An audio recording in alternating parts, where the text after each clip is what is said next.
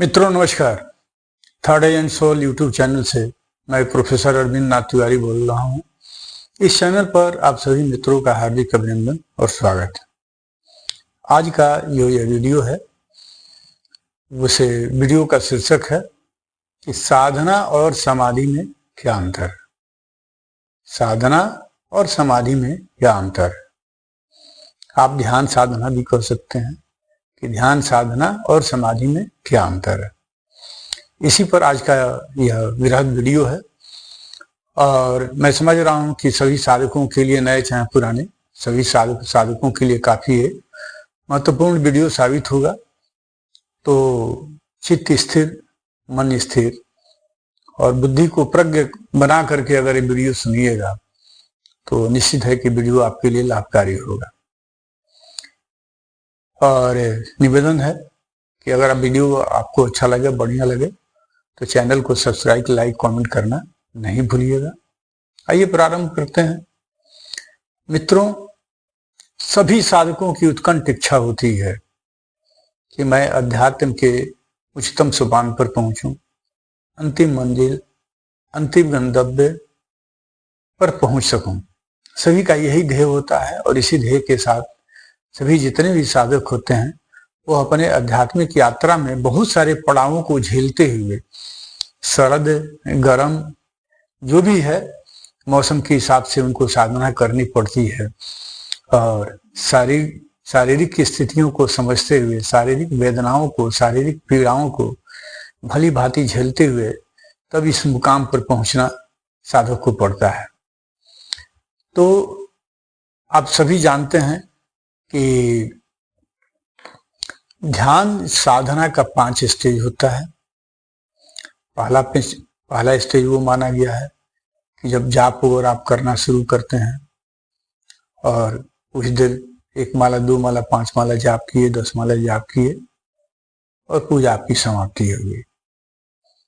दूसरा स्टेज है कि इस स्टेज के बाद से जब नींद आनी शुरू हो जाए, झपकी आनी शुरू हो जाए, तो समझिए कि दूसरा स्टेज आ गया आपका। दूसरे स्टेज में आप प्रवेश कर रहे हैं, शरीर प्रवेश कर रहा है। तीसरा स्टेज में जो है उसमें स्वप्न आना शुरू हो जाता है। तीसरा स्टेज में आप समझिए कि तीसरा स्टेज में चले गए।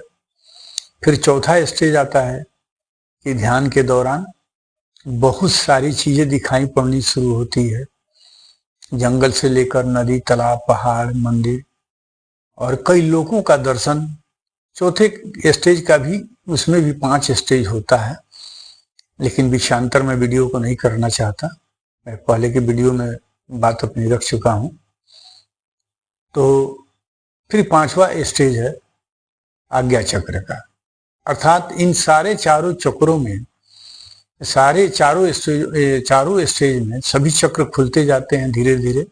कुंडलिनी माता जागृत हो जाती हैं और वहां तक, आज्ञा चक्र तक जब पहुंचती हैं, यात्रा जब वहां तक उनकी होती है, तब जाके थर्ड आई का भी, यानी आज्ञा चक्र, तीसरी आंख जिसे खुलना कहा जाता है, उसके भी 5 स्टेज होते हैं।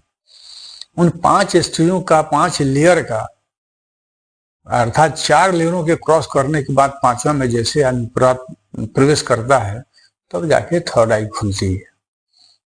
आप भली भांति इस बात को जानते हैं। तो इन 5 में 5 यात्रा करने के लिए 6 महीना का भी समय लग जाता है और जीवन भर का समय लग जाता है, जन्म जन्मांतर भी लग जाता है। वह आपकी निष्ठा और आपकी साधना पर, आपके तप पर यह निर्भर करता है कि आप किस प्रकार आप अपना यात्रा कर रहे हैं, आपके संकल्प का क्या ढंग है, आपके तप का क्या ढंग है, इस पर निर्भर करता है। और इस 5 स्टेज गुजरने के साथ ही तब व्यक्ति जैसे ही 5वां स्टेज में जब प्रवेश करता है तब जाके वह समाधि की स्थिति में पूर्णतः हो जाता है। इतना आप भली भांति जान रहे हैं। तब आपको, अर्थात इन 4 स्टेज में आने के लिए प्रकृति कई प्रकार का शर्त रखती है साधक के पास। और उन शर्तों से गुजरने के बाद तब व्यक्ति को सफलता मिलती है। आप ये भली भांति जानते हैं, नहीं जानते हैं तो जान लीजिए। पहले व्यक्ति को सहज होना सिखाती है। सहज होने के लिए क्या करती है प्रकृति? कई प्रकार के सामाजिक, राष्ट्रीय, पारिवारिक और व्यक्तिगत तनावों को सामने लाती है, समस्याओं को सामने लाती है, और उन तनावों से उबरने की कला में जो माहिर होता है, जो निपटने में माहिर होता है, अर्थात उस चीज को समझता है, अपने को सम स्थिति में ला लेता है, तब उसकी आध्यात्मिक यात्रा आगे बढ़ती है। धीरे धीरे इसे यात्रा को पूरा करने में अपने क्रोध को, अपने ईर्ष्या को, अपने द्वेष को, अपने अहंकार को क्या करना पड़ता है? तो बलि चढ़ानी पड़ती है। इन सब से व्यक्ति को अलग होना पड़ता है, इन सब चीजों को छोड़ना पड़ता है, चाहे वो धन का घमंड हो, चाहे शरीर का घमंड हो, चाहे सत्ता का घमंड हो। अर्थात किसी न वैसे तो यह जान लीजिए कि हर व्यक्ति किसी न किसी घमंड से तो अभिभूत होता है, सिर्फ संत को छोड़ करके। सामान्य व्यक्ति कोई न कोई घमंड से प्रभावित होता है, चाहे वो धन का घमंड हो, चाहे शरीर का घमंड हो, या अपने बाहुबल का घमंड हो, चाहे सत्ता का घमंड हो, चाहे धन का घमंड हो। औरतों को, खासतौर पर स्त्रियों को अपने रूप का घमंड हो, अपने वस्त्रों का घमंड हो, अपनी सुंदरता का घमंड हो, और अपने अदाओं का घमंड हो। अर्थात घमंड और अहंकार के बहुत सारे रूप हैं, बहुत सारे आकार हैं, उनकी कई आकृतियां हैं। इन सारे आकृतियों से पुरुष और स्त्री को निकलने का शर्त होता है प्रकृति के द्वारा। जब प्रकृति निकालने के लिए जब व्यक्ति के सामने समस्याओं को खड़ा करती है तो कई साधक घबरा जाते हैं, डिप्रेशन में चले जाते हैं, और उनकी बीपी बढ़ जाती है। कब? कि जब नहीं समझ पाते हैं तब।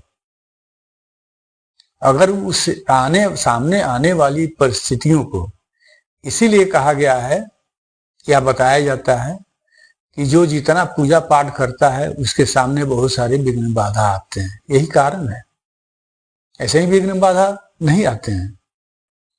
जैसे ही ईश्वर के प्रति आप समर्पण कीजिएगा, अपने आप को ईश्वर के शरण में जैसे ही रखिएगा, वो सारी समस्याएं आनी शुरू होती है। ये सही बात है, घमंड ये गलत बात नहीं है, ये सही बात है। जिसने भी कहा है वो सही कहा है।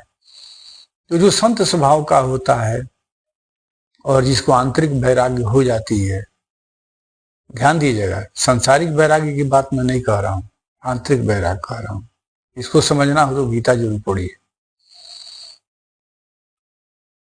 तो तब व्यक्ति इन सारे समस्याओं से निकलता है, और जैसे ही इन सारे समस्याओं से निकल जाता है, अपने को सहज कर लेता है, वही समाधि है।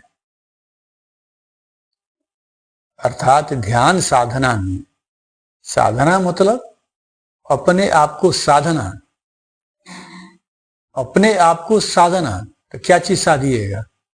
जब परिस्थितियां आपके सामने आएगी तभी ना साधिएगा अपने आप को, कि हम कितने ज्ञान के अहंकार में हैं, कितने धन के अहंकार में हैं, किस अहंकार से अभिभूत हैं, किस अहंकार के वश में हैं।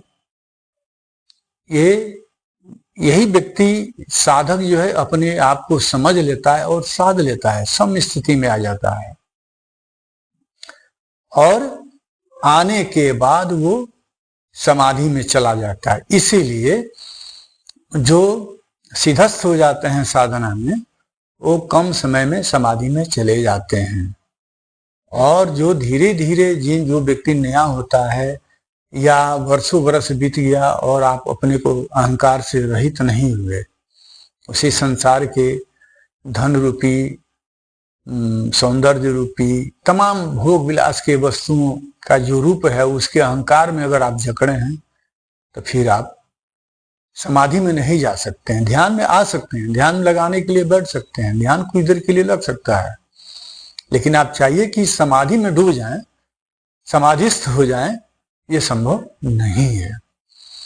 तो उम्मीद करता हूं मित्र कि आप ध्यान साधना और समाधि में क्या अंतर है आप इस वीडियो से समझ गए होंगे, और समझ गए होंगे तो मैं निवेदन करूंगा पुनः कि वीडियो को लाइक, सब्सक्राइब, कमेंट करना नहीं भूलिएगा।